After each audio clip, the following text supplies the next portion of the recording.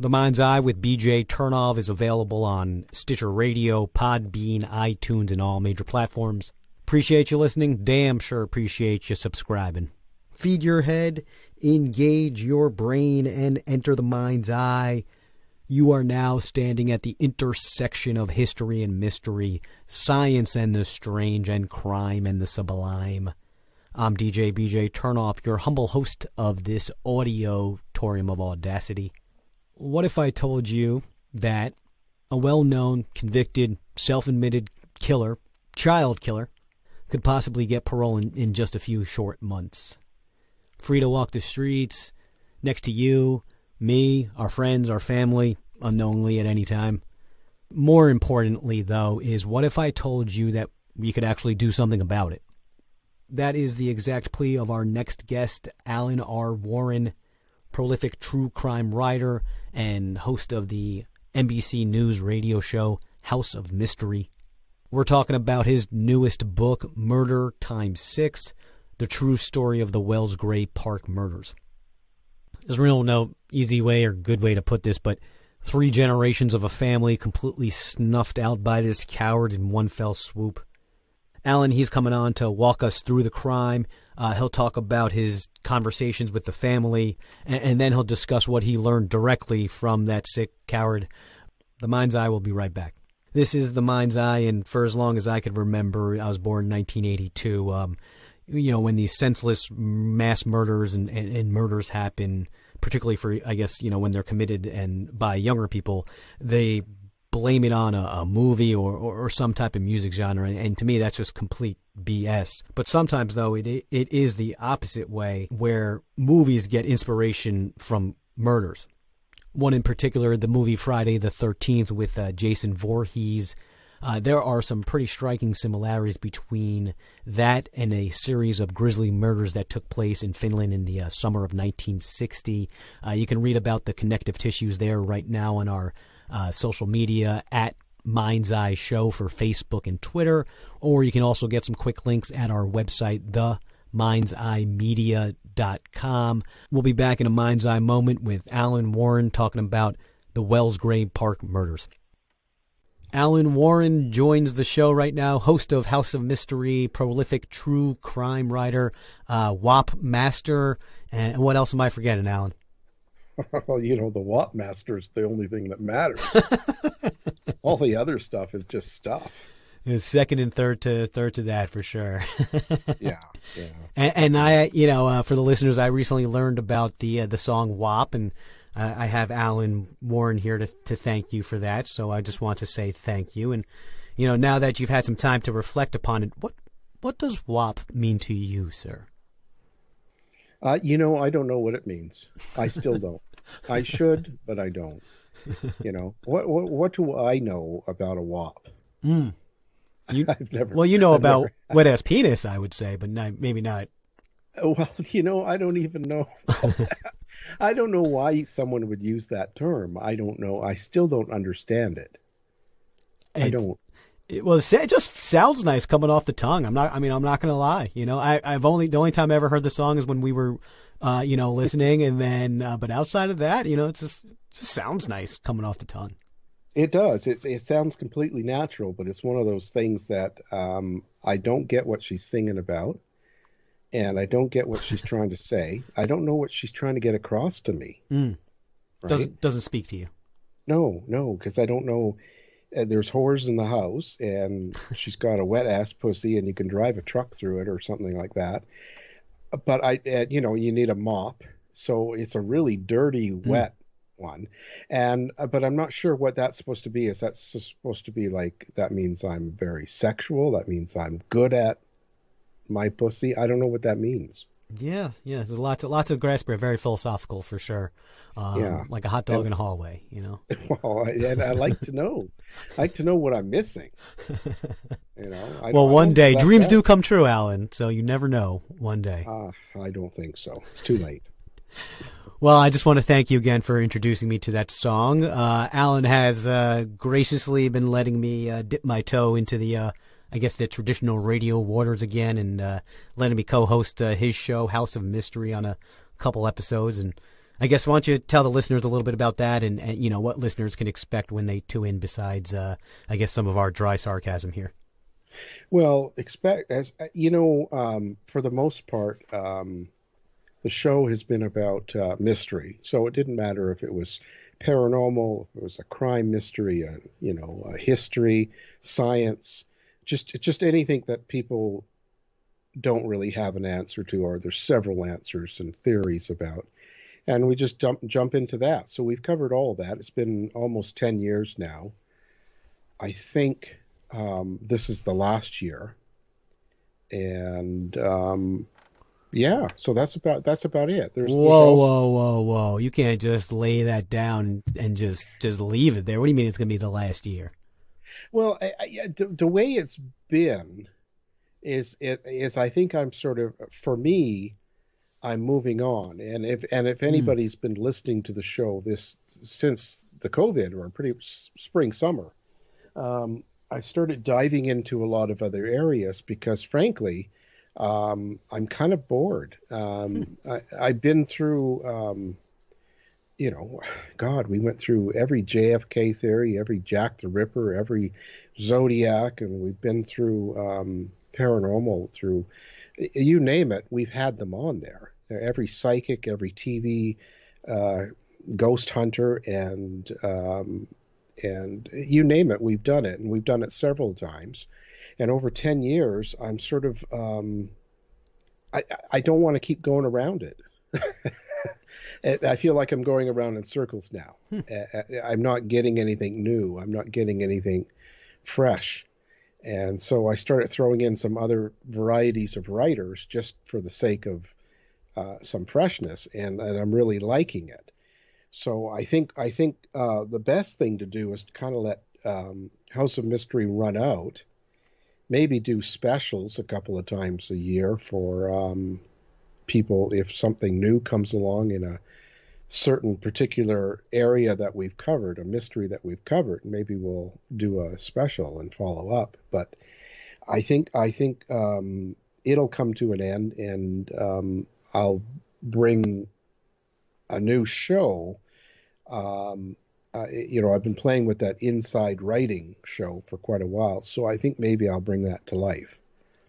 All right, so fair enough. You gotta follow your passions, and I guess well, I appreciate letting me come on and be part of it until it runs out. And I guess speaking of ratings, not to spank my own ass a little too hard here, but you did mention a little while ago that the first show that I did with you has been #1 running for a few weeks. What do you think? Coincidence, or I think not personally, but what do you think? It was the content, but what do you think? It's always no. It's never about you. No, I don't know. I don't go very deep into that. I have years ago, but I don't now. And I think that for the most part, people tune in for the content. I would agree with you with that one. That was a real fun, real interesting one. We spoke with a sketch artist, police officer. So I guess listeners, go check that out. I guess you just want to throw out your radio website while we're talking about it right now before we move on. The best thing to do is just go to my website, alanrwarren.com. And on that, you get everything. You get House of Mystery. You'll get inside writing when it's finished. You'll get all my books. It's kind of got all the shows. It's got everything in that one place.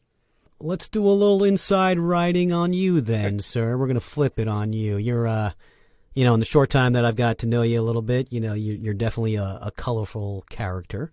As an open, gay, autistic man, outside. Well, this is what you go scream it, I was hiding. Well, then we can cut this, of course. But outside of being a white male, that portion of it, I wouldn't say your biology is probably doing you too much favors and placing you in today's era. But how do you think being gay and autistic has helped and hurt your career? Oh, that's a hard one, because I think when you get to the autistic part, it's because it's hard to put together things. It's hard to it's just really hard to put together things. That's the best way to do it. When I speak, And when I write, when I do anything that expresses what I'm trying to get across, my communication is really poor. So you have to spend a lot of time to make it better and more than a normal person. Like even like right now, like for instance, last couple of weeks at night, all I'm listening to is developing your communication skills on on the Great Courses Plus thing at night. And so I have to listen to a lot, and I've done that 40 years, and that kind of thing, because it's really tough when you can't speak properly, and people, when you're young and you try to say things and it doesn't come out, and people say bad things to you, right? They make fun of you. When you come from that, it's taken a long time to overcome that. Now, the strength of autism is when I decide to do a book or do something, it's got tremendous focus. So I have this, I can focus and write a tremendous amount, and that's the positive of it. So I guess it's and then when you get into the gay, I don't think the only thing gay's been is it's a problem for other people. It's not a problem for me. I've always been an open book, and so it's not my problem. It's what other people make it. So I don't really care about it. It was tougher when I was young because, when you're in school and it's the 1960s, and you got a gay kid that's autistic plus colorblind.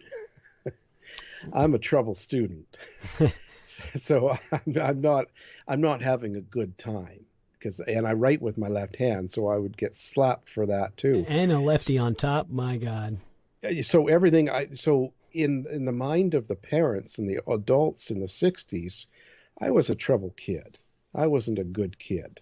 So in their mind, and the thing is, I wasn't an unruly bad kid. I wasn't like, some hippie and smoking dope and causing trouble in class.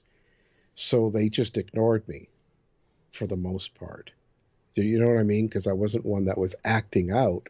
I just wasn't responding to what they wanted me to do. So for the most part, I was just kind of pushed aside and kind of go, well, he's, a retard, I mean, and that's really, but don't get me wrong. I don't look back at that as a bad thing at all. I don't look back in my childhood and go, woe me or anything like that. And I certainly don't look back in any anger toward any of my teachers or parents.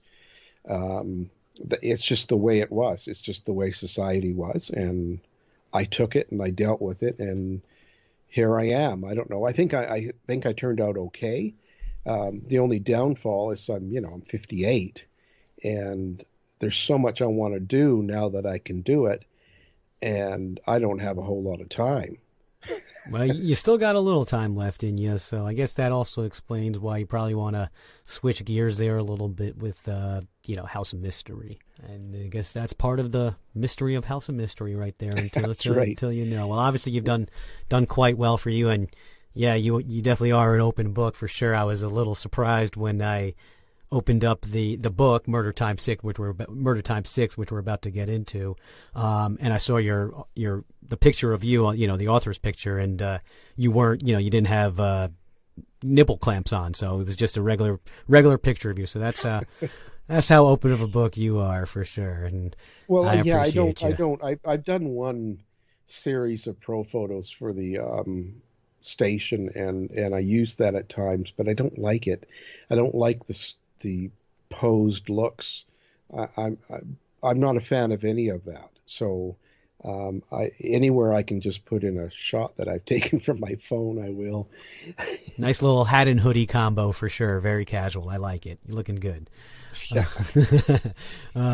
Let's talk about the newest book, Murder Time 6, the true story of the Wells Gray Park murders. I was really confused in the beginning, Alan. I'm not going to lie. You said that you learned about the case in a salon. You're a bald man. What's up? Why were you really there, Alan? Well, yeah, I was getting extensions.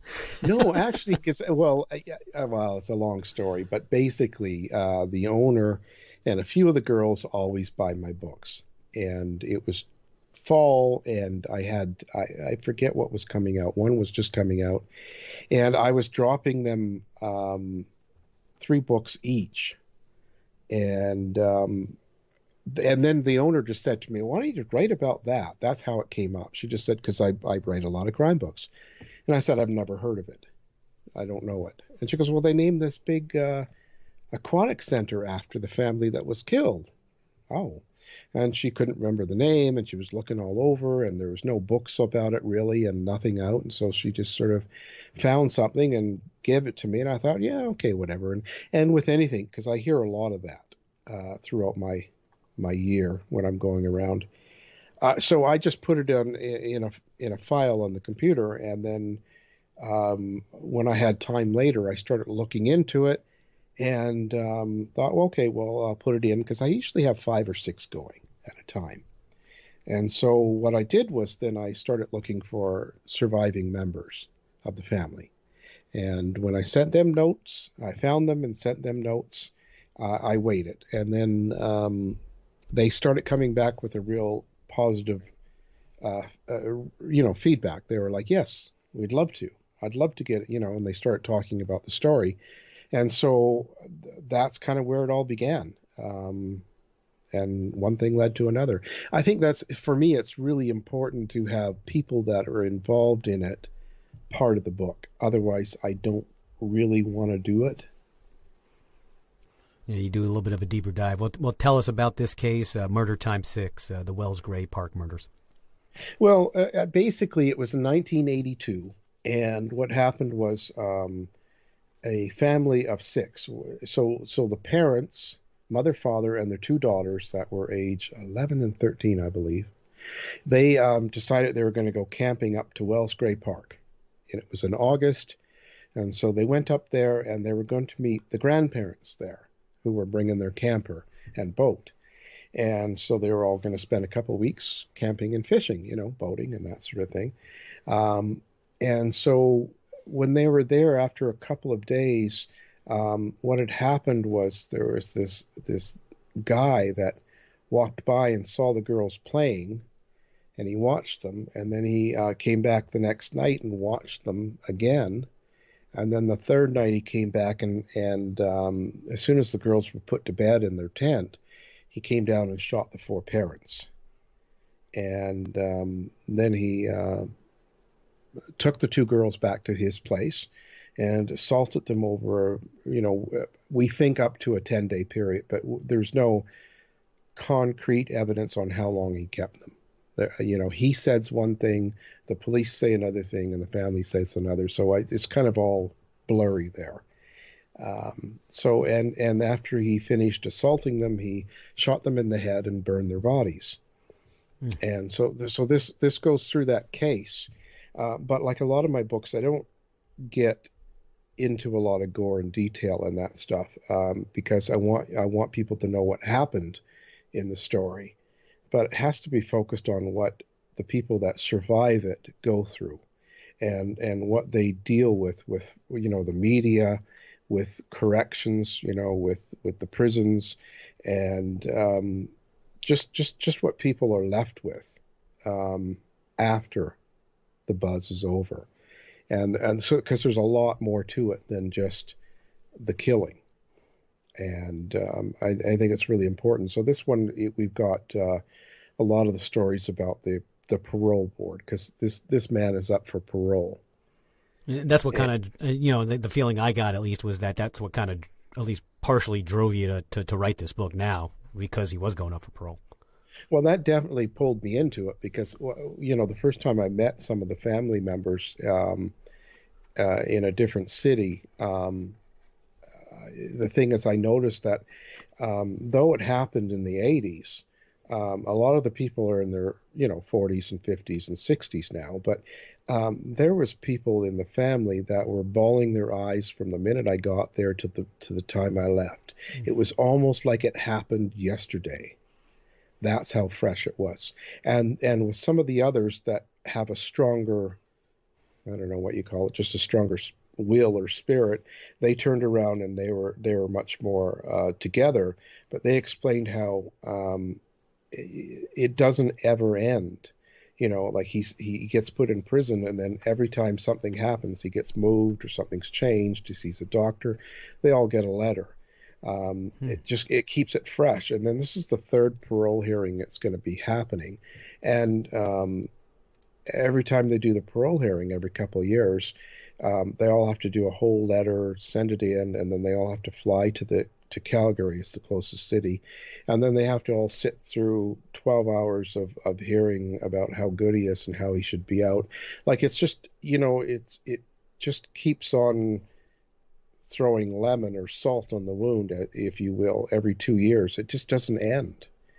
You can't really move on from that time because it's not a done deal, if that makes sense. And I think that was definitely something I didn't realize in our justice system, how open-ended that was and how it needs to be better,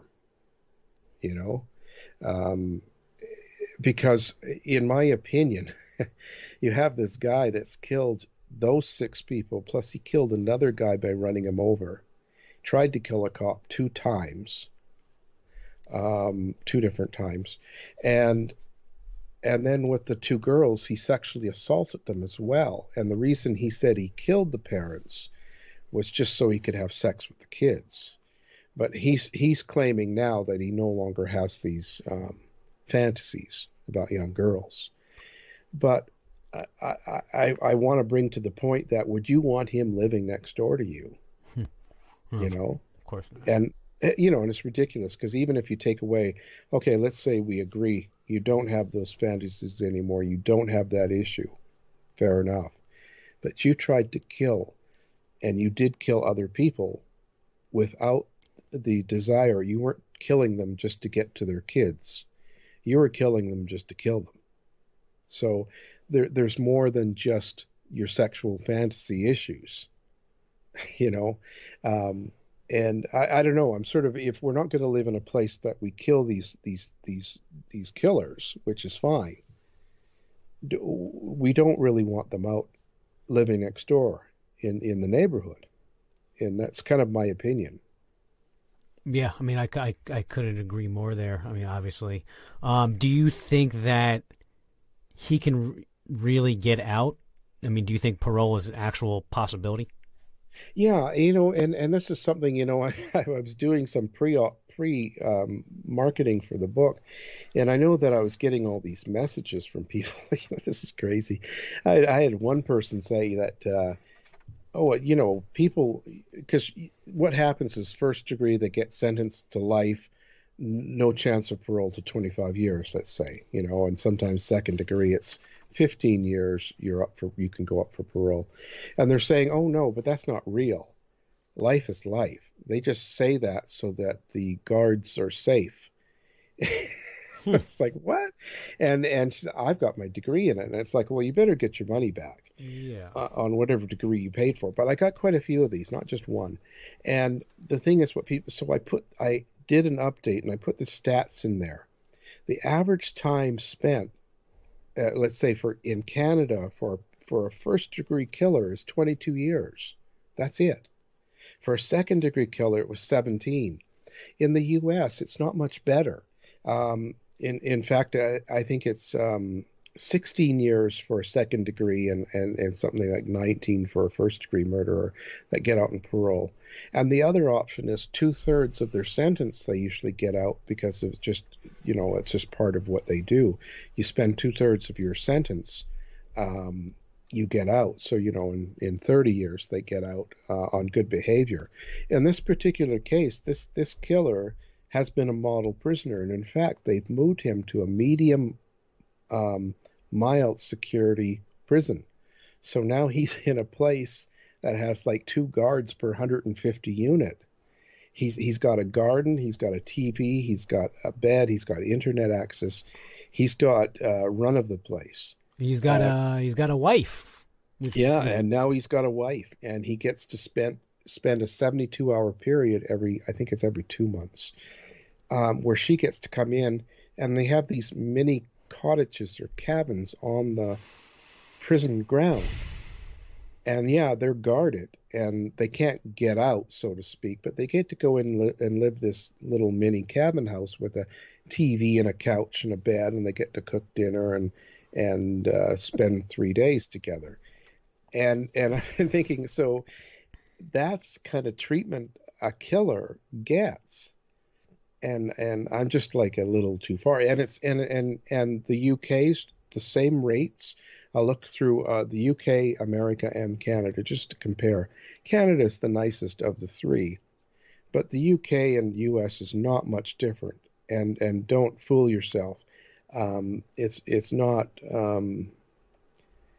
what you think it is, and it's not all hardcore like TV. Yeah, there are some that do get into these really tight prisons, but a lot of them, the vast majority of these people, end up being in a medium security or even a total mild security prison, and then they get out on parole. And now I've also put in the stats. In Canada alone, 30 people on the last year stated that were sentenced for murder and got out on parole, recommitted murder, and were put back in prison. 30 in 1 year. Mm. So yeah. So when Yeah. people have this idea that, oh no, they'll never let him out. The thing is, people forget these prisoners. Like this might have been a huge deal in the 80s and made lots of media and lots of talking and in newspapers and all that stuff. But, 40 years later, people don't have a clue. The parole board are all born in the 80s. It doesn't have the same impact. Yeah, it's yeah. It There's a doesn't. bunch of what the F moments in the book. The wife thing was, as a single male, I mean, it just pissed me off on the outside, not in prison. But I mean, it's just absolutely just. I mean, he's living a real swanky life there, in his little prison cell. If it's even, I mean, it's just disgusting. Not. Yeah, it's not. It's crazy what it is. These places are like, I describe it. It reminds me of like a school. The building looks like you're in a school. You feel like you're in a school with a couple of teachers at the end of the hallway. It's not really. It doesn't feel like a prison once you're inside. On the outside with the wiring, yeah, sure, and you go through all the security. But once you're inside the unit and out on the grounds, it feels like you're in a school with yards to play in, and it's just totally bizarre. But I understand that if we're going to keep killers alive and keep them in prison, we don't need to put them in just a cement floor with a urinal and throw dog meat once a year in or something. Right? We don't need to do that, but it's almost he's living almost as good as a lot of people living on the outside. It's disgusting, and Yeah. I mean, it's disgusting that he's doing that. But I mean, it's disgusting that he only got second-degree murder. Quite frankly, I mean, Well, he admitted to killing 6 people. Whatever the reason is, how do you only get second-degree murder? it's kind of how it worked. I think because he had to do the reenactment, he had to really kind of confess. He had to do a lot because they probably wouldn't have been able to get him convicted if he didn't do that. And that was the unfortunate thing. And they had no idea what he did to the girls. That was something he came up with afterwards. Right. So, and that's a problem in itself, because then admitting it after, they can't go back and try him. So you've got this man that doesn't have to take any sort of counseling for his his sexual acts that he committed on the girls. So he's seen a counselor and he's done that, but he doesn't have to have specific treatment. So that's another problem in itself, because you let him out, he's really had little to no professional treatment. The whole thing stinks. And the bigger picture I want people to see with this is, I think when you look at the outside, he's just one of many. There's lots of this kind of story going on in the prisons in North America, period, that this kind of story is happening. Somewhere in the same thing, some killer, some rapist, someone that's done something against society gets put in, gets kind of not a bad life, and then gets put out again. And a lot of them recommit, and a lot of them do these things. And it's just kind of this cycle that we sort of accept and we don't really get involved in. So it's been a weird book for me all the way around.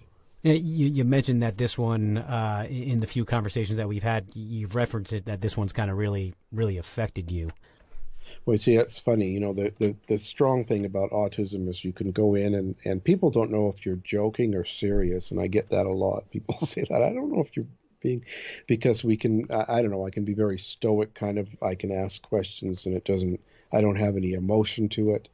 I can just get through, I can cut to the chase and get through it, and it's not a problem. I can talk about anything.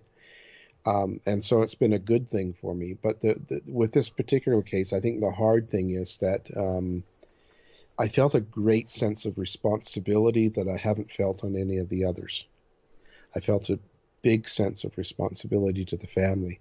I wanted to make sure that it was good for them, which I usually don't care about. It sounds kind of harsh, but usually I'm not involved in that way.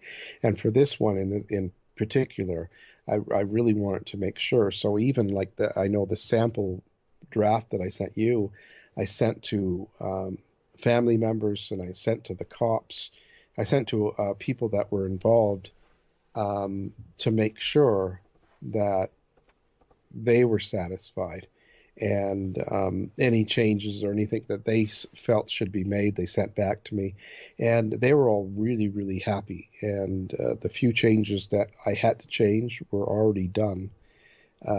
So that's in the final book. It's all kind of updated with family's involvement and the police as well. So yeah, but it was just a huge sense of responsibility. You know what I mean? I don't know if that came across right. But. Yeah, it sounds like it was a big weight on you to make sure you got this story right, particularly because, I mean, there are so many surviving members, and in 1982, it's really not that long ago. Yeah. So glad to hear that the family feels that everything was well represented, particularly with the parole hearing coming up, and really getting that sexual assault part of it out, because, like you said, that wasn't part of the conviction. And that's probably the only reason why I imagine, prison justice hasn't happened yet, right? Because the prisoners don't know that he assaulted underage children, right? Yeah, and that's kind of how it, I think it happens in a lot of cases. It's kind of, and then by the time you put into these places like he's in now, he's in with, minor crime people, and it's the whole thing's weird. But yeah, I had to make sure. And so the hardest part was waiting for, the family to get back, and even the cops, you're sitting there pacing and waiting for the days. And finally it came back, and it was all really, really positive, actually. They were pretty happy. So that was a big relief. Because that's the most important part of the book for me. That is the reason of the book. Everything else is just there, but that's, it had to represent something more than just a story. Spoke with David Shearing, who is the convicted killer of it. Did you send him a copy to throw it in his face? And no, I'm not interested. I'm not interested in him, his wife, his cult that they belong to. I'm not interested in anything that they're into. The main fact for me was just to get a feel, and that's why I didn't even pretty up that part of the book where you go there. Here's what you go through, and kind of the main point for me was that this man still,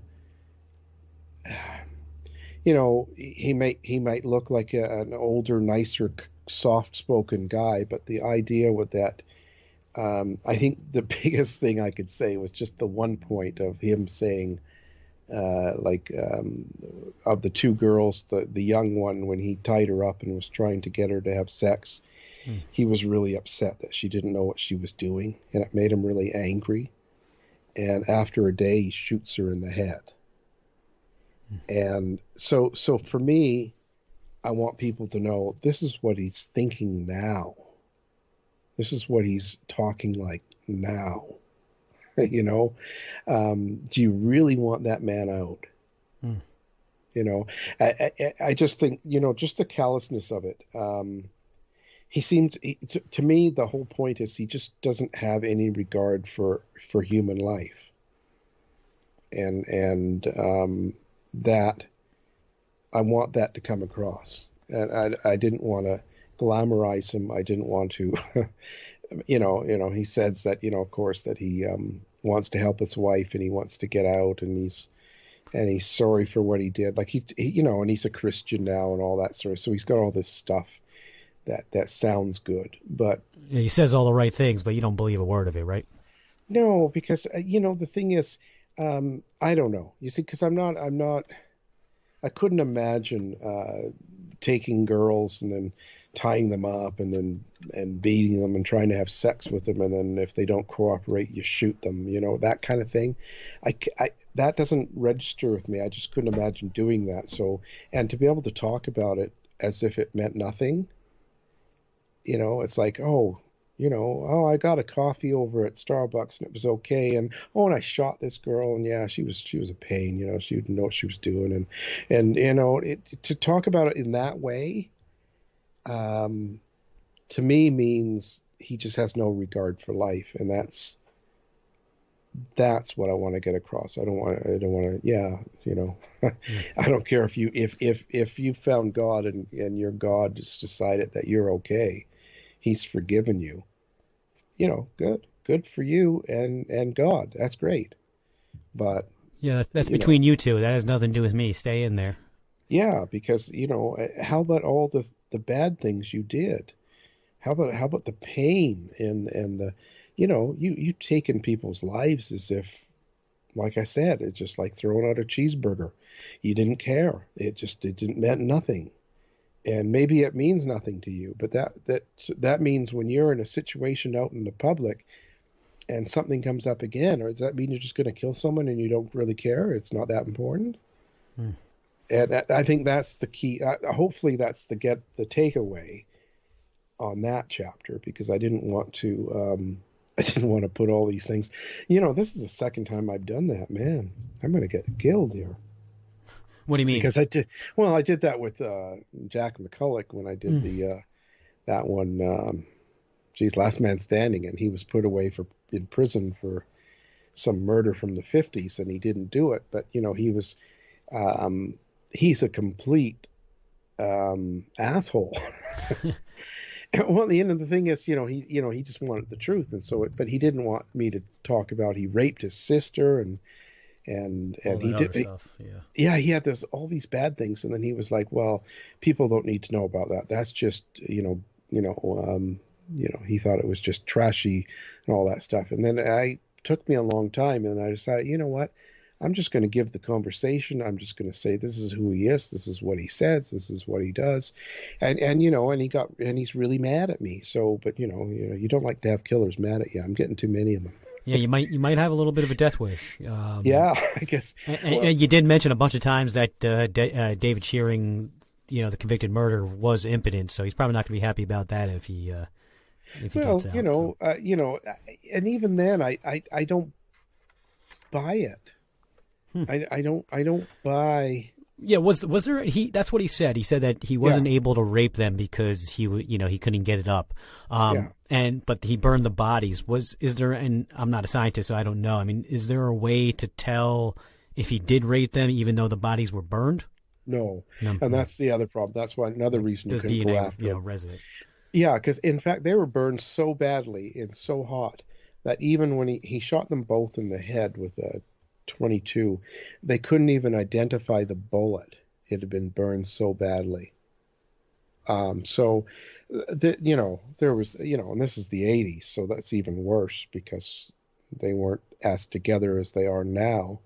Even now, I don't know how much they could identify as far as that goes. I don't know how good it's become in 2020, but certainly in 82 it wasn't. And yeah, so it's just kind of it just stuff like that happens in these cases, and it's just the way it works. And so now we're stuck with this. And like I said, from my point of view, he's not a person that should be out. Sometimes, I think we need a little bit more of a harsher penalty for certain things. I think I remember a country at one point, for pedophilias, for pedophiles, excuse me, they had the choice. They could be let out of prison, or they could be let out of prison if they allowed them to cut off their penis, or they would have to spend life in prison. They gave them the choice. I mean, that seems like kind of some justice to me there. Do you remember reading anything about that? Yeah, there's some countries that still I know it's like a little that. Hammurabi-ish, but sometimes. But there's still countries that do that. And you see, the problem with that is, look, so it's always the feeling of society. So look at during the war, the Second World War, and what the guy that saved the war, as they say, he solved the code. He could break the code of the Germans. And this guy was gay. He had been arrested for having sex with other men in bathrooms. It was illegal.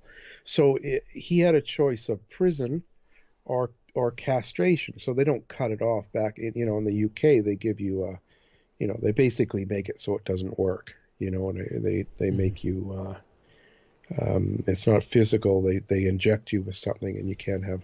So so that guy, he ended up dying. But the thing is, that's what happens. So,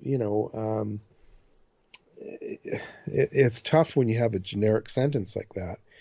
And the other downfall is that a lot of sexual assaulters aren't necessarily sexual. Even if they don't have the ability to physically rape you, they still go through the motions. Boston Strangler, there's people out there that do that. It won't necessarily, they'll tie you up and they'll put you through the experience, and in their mind they're doing I don't know, whatever it is they're trying to do. So I don't know that cutting them off would work, Oh, I mean, I think it could, don't get me wrong, but what I'm saying, I think there's a chance, but there's a chance, but in a generic right across the board case, there's a lot more to sexual assault than that. I mean, there is. You probably cut out half of them for sure. I don't know. I don't get any of it. I just, it's so alien to me. But I don't see what's sexual about a 9-year-old or a 6-year-old. It just makes no sense. There's a lot of things alien to me, and a lot of things alien to me that I learned from your book, quite frankly. A lot of what the F moments, I'd say, particularly with, learning about his wife. I think one thing that I learned was, what was it, that Match.com allows prisoners to talk to people. Yeah, and when I was researching, I couldn't believe how many sites there were where you can hook up with prisoners. No, it's one thing to have a dedicated one because then you at least know what you're getting there. But Match.com, that's for I think they kind of market themselves for lovers. I mean, prisoners. My God, do they at least warn them that they're prisoners? I mean, it boggles my mind.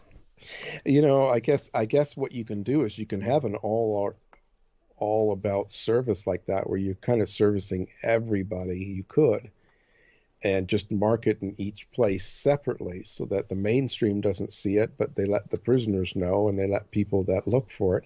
I don't know where they advertise in the open world, because there's women like her that want to date people in prison. They want to have relationships with people in prison, but I don't know where they'd look to find out where they could find men. So I don't know, maybe there's a magazine out there or something. I never...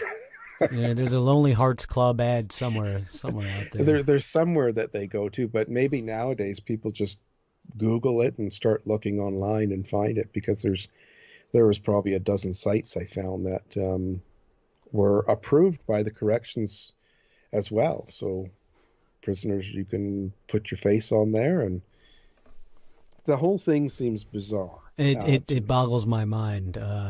People who, and we've talked about this before, people that are, I understand from the prisoner perspective for sure, of course, but like, women and men that are into prisoners and, it's a sexual thing for, just crazy. Here's, I wrote down one line from your book that I, probably one of my, it's an awful line in every sense of the word, but it's probably one of my favorite lines that I've read in a while. I get a hyperbristophiliacs, which is what they call those people. If I pronounce that correctly, I don't know. Aggressive hyperbristophiliacs are fully aware that they get wetter than a floor mop at the idea of a violent, murderous thug. Poetic, my friend, very poetic. I'm kind of raw sometimes. Clearly inspired by the hideousness of that information. Well, the thing is, because so there's a point where you could sit back and kind of go, okay, well, fetishes, they're there. So, so maybe someone wants a bad boy. Okay, so they have this that just turns them on. But why would you want to tie your hitch to it? Why would you want to marry someone? Like I can, what I'm saying? Like I can see like this fantasy, you want this bad boy prisoner, or a guy in a uniform or something, right? You know what I mean? There's these things, but so you don't want to marry. You probably don't want to get in touch with one, because one other thing that you mentioned in the book was that many inmates sell their pen pal addresses to inmates who are about to get released from prison. So, you're really playing with fire there. It is. It's great. That's what I mean. I don't know why you'd actually want to step into that. I could see the fantasy. I could see someone going, oh yeah, this is, they like the guy on the motorbike, or they like the whatever, this bad boy thing, this gangster look or whatever you like. That's fine. But find someone that hasn't murdered people, that's not in prison, and you know what I mean? It's just kind of, I just don't know. I'm going to throw my hat in the ring. I'm single. You can just drop me a letter, drop me an email. Jeez, you don't have to reach out to, and I'm not saying I'm a bad boy, but I'm not, the nicest guy. You can find a happy medium there. So you could pretend, rent a bike and grease your hair up and go out looking. I just don't, you know what I mean? There's got to be a difference between sex and life commitment and marriage and kids and all that sort of stuff. And I think they're two different things. And I don't get that. So, but again, it's another strange thing about the case that I just, you just shake your head and go, wow. And she's dedicated. She's been there over 15 years. Yeah, a real nutbag for sure. Well, so this is a person that you see, and I see it in cases like that Star woman who was 25 that was after Charles Manson, right? Yeah, right. But that makes sense in a fact that it's just in her mind she might have to put out for him, but in a vacuum it makes sense. Well, because it maybe in her mind she's young, 25. Geez, she puts out for Manson and she gets all of his stuff and she can write a book and notoriety and money and fame for just putting out for an old guy. Maybe in her mind that was cool. You know what I'm saying? And I get the reasoning, but for someone with no money and just, I don't get this other one, because you're bedding a prisoner. But in this case, it makes no sense because no notoriety here. No, there's going to be nothing. Really nothing. It's been 15 years now, and this lady's going to get nothing. And in fact, I put in there how they fired her when they found out she was married to him. And even when she went to the labor relations boards and went to court, she won, but she only won $2,000. So it's not. This is not a big money case, and it's nothing that's going to make her popular in any way. So I really don't get it. Maybe she just really likes this type of relationship, whatever that is. I hate the fact that when we talk about true crime cases and, often we focus on the killer, and I really hate that. So just, I guess, say something on behalf of the family to put a nice stamp on it. with the family, I've done a lot of things in there, and it's more about them in the book. Yeah, that's With what I him, really appreciated. I barely use his name. I use it where I have to, and I talk about it where I need to. And even on the interviews, I very seldom use the name. I call him the murderer or the killer, and leave it at that. I don't really get into it too much because it's not about them. And with the families, it was the Johnson and Bentley families, and they were pretty good people. It seemed like everywhere you go and everyone you talk to, and the neighbors and their friends and the people they worked with, they were a really well liked family and really well liked people. And I think that's the important thing. So I put in different letters people had written about them, different things people had said about them, also things the way they treated each other and the way they treated the community by things that they did. That's all in the memorial part. I think it's really important to put that in there more than anything, more than what the killer thought, about boo-hooing about him and his life. You know what I mean? And his loss. And I think it was more important to talk about what was important to the family. So, and just to let people know that, they're just an average family like everyone else. And these bad things happen.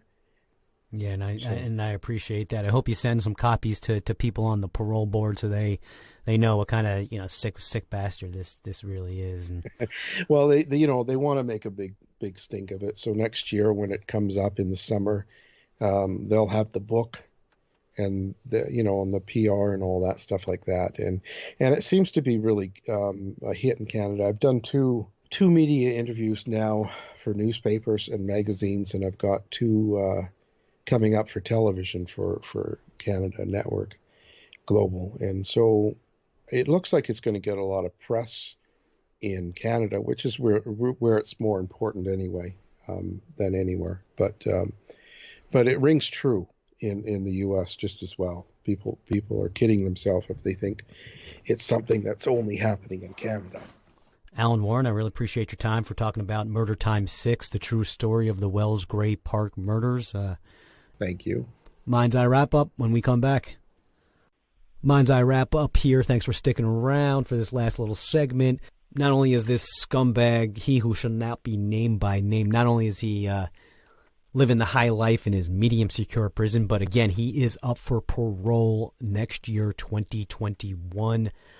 We got to come together. We got to somehow, deny this mass murderer his parole. What can we do? Let's write the prison, write the parole board, reach out to Alan. I'm sure he'll have specifics, whatever compels you, and we can move on to next week. But remember, the family can't, so that's why it's important to do this. But we do sadly have to move on. Next week, we're going to have a change of pace, thankfully. I'm excited to bring on journalist and musician Paul Zolo. He's coming on. We're going to celebrate the life of Tom Petty on what would have been his 75th birthday. Paul had the chance to have a series of interviews with Tom Petty, and he's going to share his impressions of that and his impressions of one of the greatest songwriters of American rock and roll. Until then, be well and let well be. I'm DJ BJ Turnoff, signing off for the Mind's Eye.